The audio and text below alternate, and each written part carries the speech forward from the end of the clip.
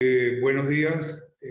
Le habla el profesor Omar Parra en relación a una aclaratoria sobre el balance general y el estado de ganancias y pérdidas.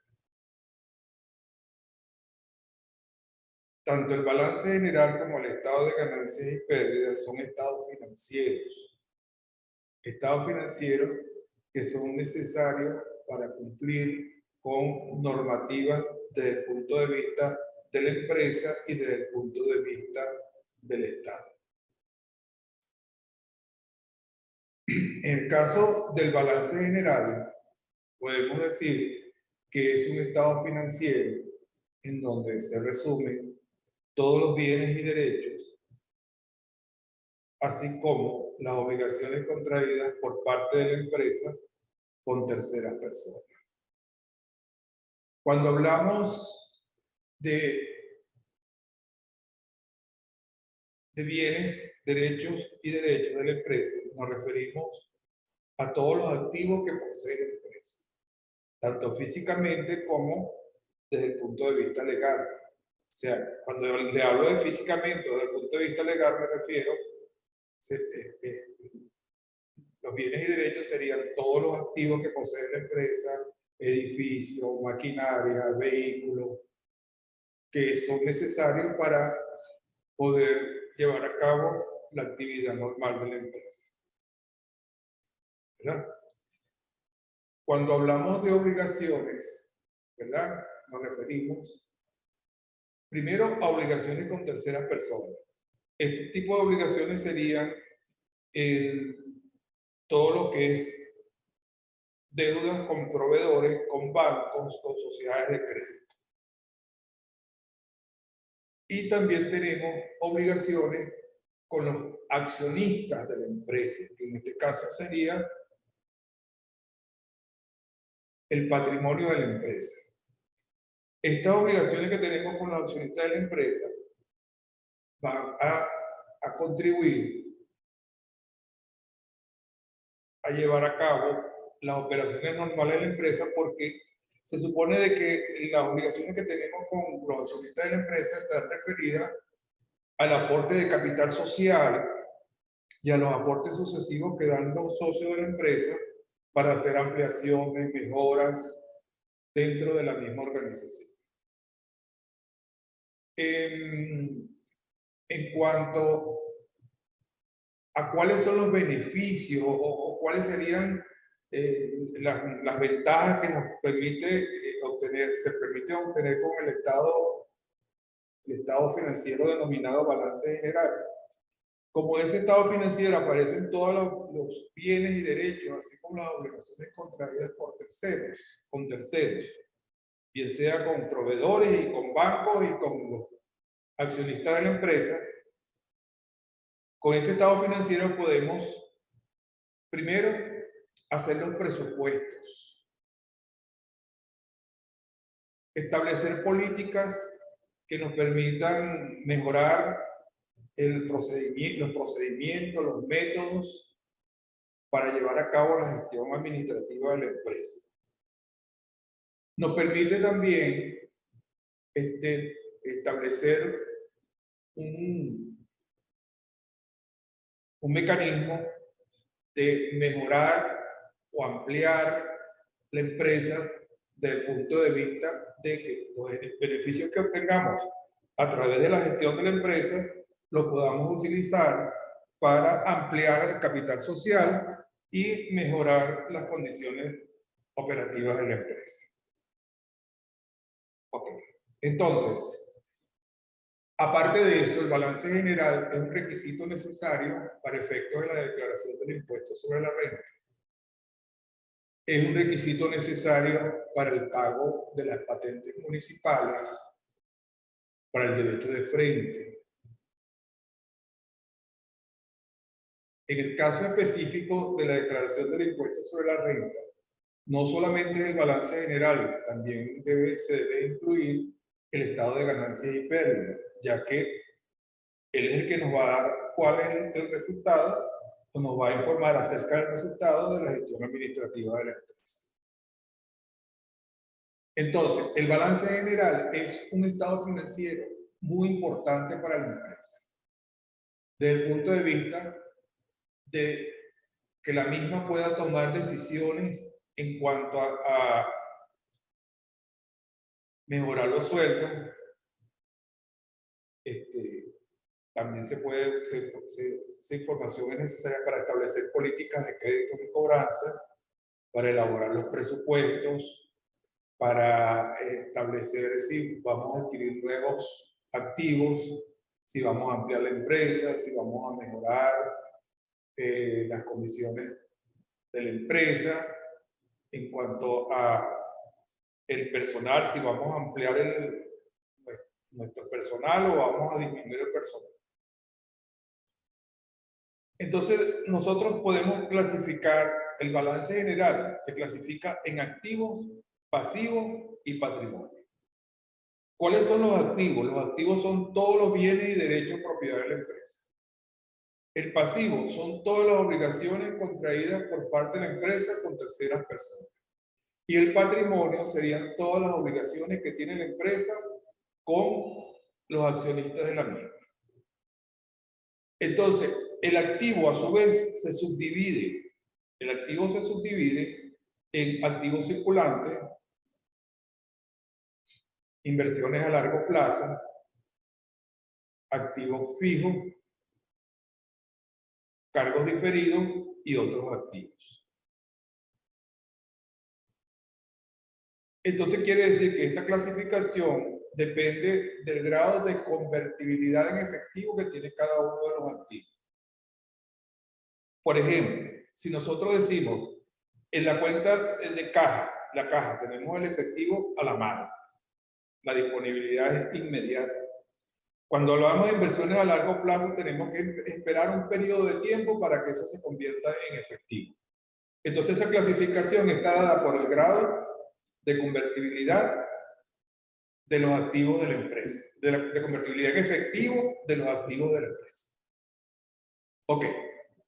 Cuando hablamos de pasivo específicamente, nos estamos refiriendo a todas las obligaciones que tiene la empresa con terceras personas, con proveedores, con bancos, con sociedades de crédito, etc. Por ejemplo, en el caso del pasivo, este también se clasifica en pasivo circulante, pasivo a largo plazo, apartados, créditos diferidos y otros pasivos. Entonces quiere decir que tanto el activo como el pasivo se clasifican dependiendo, en este caso, en el caso del pasivo, dependiendo del grado de exigibilidad del pago, del cumplimiento de la obligación de ese pasivo. ¿Ok? Por ejemplo, si nosotros decimos cuentas por pagar, las cuentas por pagar tienen un periodo de tiempo para hacerse efectivo el pago de la misma, 30 días. Pero cuando nosotros hablamos, por ejemplo, de apartados para prestaciones sociales, eso se utiliza cuando hay que liquidar a un personal. O sea que la exigencia de la obligación tiene un periodo de tiempo como más largo. ¿Ok? Luego vendría el patrimonio. El patrimonio es más que todo la inversión que hacen los accionistas de la empresa. Dependiendo del tipo de empresa que sea, los inversionistas se pueden ser minoristas o mayoristas y tienen un porcentaje de participación en el capital social.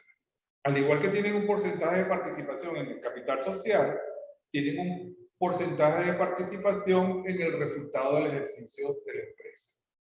¿Ok? Entonces, ya sabemos qué es un balance general, cuáles son las ventajas de elaborar un balance general y cómo está clasificado el balance general. Cuando nosotros vamos a hacer una clasificación del balance general, que nos da todas las cuentas, nos dan cuentas de activos, nos dan cuentas de pasivos y nos dan cuentas de patrimonio, existe lo que se llama un esquema por el cual nosotros tenemos que guiarnos. Entonces vamos clasificando las cuentas dependiendo a qué rubro dentro del balance general corresponde cada una de ellas. Una vez que hemos clasificado todas las cuentas, al final del periodo económico, bien sea un año, que es por lo general un año, determinamos cuál es el balance general definitivo, que es el que va a utilizar la empresa para todo lo que tenga que ver con su desenvolvimiento desde el punto de vista administrativo, gerencial y desde el punto de vista de cumplimiento de obligaciones con el Estado, con el CENIAT, con el Banco Central, con todas las instituciones, con las alcaldías, con los ministerios, etcétera, etcétera, etcétera. Entonces, nosotros podemos decir que el balance general es prácticamente una información, la información contenida dentro del balance general es una información muy valiosa y necesaria para poder llevar a cabo la gestión administrativa, la gestión financiera de la empresa. Ahora vamos a hablar un poquito del estado de ganancias y pérdidas. El estado de ganancias y pérdidas, al igual que el balance general, son estados financieros necesarios y requeridos tanto por la empresa como por organismos estatales para el cumplimiento de obligaciones de la empresa. Entonces, ¿qué es un estado de ganancias y pérdidas? Es un informe en donde yo relaciono todos los ingresos y los gastos y al final yo voy a determinar cuál es el resultado de la gestión administrativa de la empresa. Dicho resultado puede ser o una ganancia o una pérdida o ni ganancia ni pérdida, cosa que rara vez ocurre, o sea, algo como extraño, que no haya ni ganancia ni pérdida, o hay ganancia o hay pérdida. Entonces, dependiendo de este resultado, es que yo voy a tomar decisiones, tanto decisiones que tengan que ver con la parte administrativa, con la parte financiera y con la parte operativa de la empresa. Bien sea, si nosotros tenemos un resultado positivo, entonces nosotros podemos pensar en aumentar los salarios, mejorar las condiciones de los trabajadores, podemos mejorar la estructura de la empresa, establecer nuevos métodos, nuevos procedimientos, ampliaciones, mejoras, etcétera, etcétera. Si el resultado es negativo, entonces tenemos que hacer más bien recortes, tenemos que hacer limitaciones. Limitaciones tales como, bueno, vamos a disminuir los gastos, porque si los gastos aumentan, eso va a traer como consecuencia que va a disminuir nuestro resultado. Entonces tenemos que tratar de mantener los gastos de una manera que nos permita cubrir las necesidades en cuanto a las operaciones de la empresa, así como obtener una ganancia que se va a distribuir entre todos los socios de la misma, de acuerdo al porcentaje de participación que tenga cada uno de ellos. Entonces, quiere decir que el estado de ganancias y pérdidas es como un resumen de todos los ingresos y los gastos que al final nos van a dar un resultado. Ese resultado va a ser positivo o negativo, o una utilidad o una pérdida. Y como lo dije anteriormente, en algunos casos, salvo excepciones, el resultado es cero, porque no hay ni utilidad ni hay ganancia. Si sucediera esto, si no hay utilidad ni hay ganancia y sucediera por varios periodos, es mejor cerrar la empresa porque no tiene, ¿cómo se llama? No hay un objetivo claro de qué es lo que estamos haciendo. O sea, se supone que la función básica de la empresa es obtener un resultado positivo o una utilidad para poder operar, para poder ampliarse y para poder mejorar la gestión administrativa de la misma. Entonces podemos decir que el estado de ganancias y pérdidas, al igual que el balance general, cuando vamos a hacer la declaración definitiva del impuesto sobre la renta, hay que anexarle a esa declaración toda esa información contenida tanto en el balance general como en el estado de ganancias y pérdidas, para que ellos verifiquen hacen una verificación de que lo que se está poniendo en la planilla corresponde con la realidad que aparece reflejada en el estado financiero. Aparte de eso, tanto el balance general como el estado de ganancias y pérdidas son necesarios para todo tipo de requerimientos desde el punto de vista gubernamental, bien sea seguro social, en el caso de las patentes, en el caso de las patentes municipales, ¿verdad? En el caso del seguro social, en el caso de las prestaciones sociales, cuando vamos a hacer los cálculos de las prestaciones sociales, tenemos que revisar qué apartado tenemos de prestaciones sociales para poder cumplir con las obligaciones. Si no tenemos un apartado y el monto del apartado lo vemos en el balance general.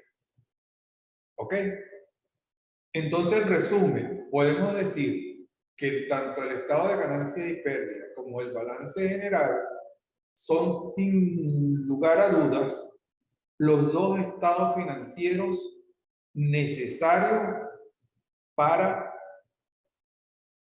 que funcione desde el punto de vista legal la empresa. Desde el punto de vista legal. Porque tanto los auditores externos como los auditores internos, como los auditores externos, como los funcionarios públicos revisan esta información y dependiendo de la veracidad de la misma o no, pueden ser importada a la empresa o la pueden cerrar. Aparte de eso, con el estado de ganancias y pérdidas, nosotros podemos decidir, ¿verdad? Si la empresa hay que cerrarla, hay que liquidarla o se encuentra en una situación de quiebra. O sea, es una información que nos permite tomar decisiones. Si la empresa hay que cerrarla por X determinada causa, si hay que liquidarla por X determinada causa, o si la empresa está en una situación de quiebra. O sea, está quebrada la empresa. Entonces quiere decir que tenemos más obligaciones que ingresos. Tenemos más obligaciones con terceras personas que los ingresos que percibimos por las operaciones normales. Entonces, para concluir, les digo que es necesario conocer, si usted está estudiando administración, tiene que conocer bien a fondo esos estados financieros, conocer para qué se utilizan y cuál es realmente la función que ellos cumplen. Porque si no, entonces, fíjense ustedes, si usted es contador, si usted es asistente administrativo, o si usted es administrador y no conoce los estados financieros, ¿cómo va a opinar? ¿Cómo va a hacer un informe para presentárselo a la gerencia si no desconoce cuál es la función y para qué se hacen estos estados financieros? Buenos días y muchas gracias.